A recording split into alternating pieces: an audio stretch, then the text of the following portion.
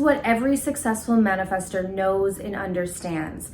When you are detaching from your current reality and you're intentionally moving towards a new reality, right? So we know that as manifestors, as conscious creators, our work is to go inside of ourselves. And this world, this illusion is designed to suck us back into it. So our attention needs to stay inside, but there's going to be things that happen in the external, it's inevitable, that draw us back externally. So those who are really successful at manifestation understand that when you harness this internal reality, when you've become very clear and you've made the internal shift and it's solid, there is going to be a lull period where the external still looks the same, right? So let's say, for instance, I'm starting off with $30,000 income and I'm trying to manifest a $500,000 income. That's a pretty big gap for most people, right? Our mind, it's going to take us a little while to believe that that is possible. However, we can internally feel that we have the $500,000. And we could do that for a month. We could do that for 2 months, 3 months. However, there is going to be a period of time where even though internally we know this, we can feel it, it's done. Externally, we may not see anything. And when you're a successful manifestor, you do not allow the external to sway you.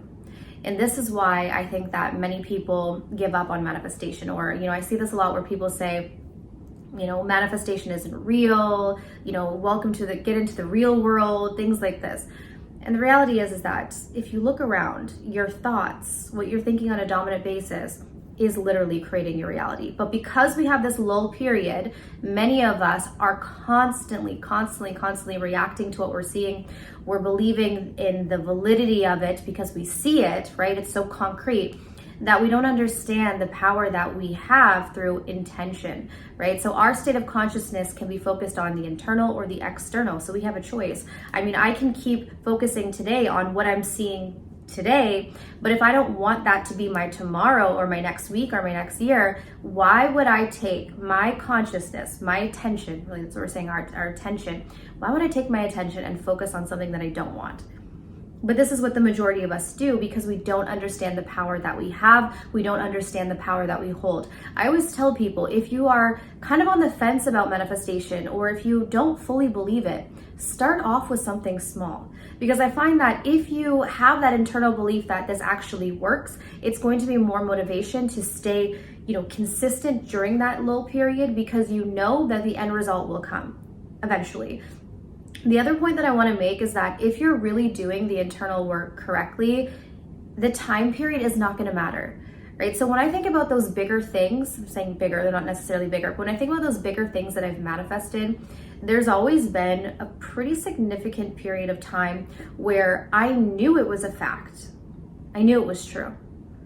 The external world was showing me the complete opposite, but I held that knowing and I didn't let anything sway me from this internal knowing.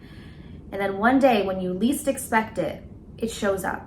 And sometimes it shows up incrementally, right? So depending on what you're manifesting, sometimes things will show up, a little bit here, a little bit there, then you'll get that old reality coming back, and then you'll get some of the new reality that you're working on, and there's sort of like an up and down until you stabilize that. But that usually is an indication of what's going on inside of you. So if you're up and down, if you're believing it one day, not believing it the next day, that's what you're gonna see in your reality. However, don't get discouraged if you have this internal conviction and you're not seeing it. This is just a part of the process, and the successful manifestors understand this lull period.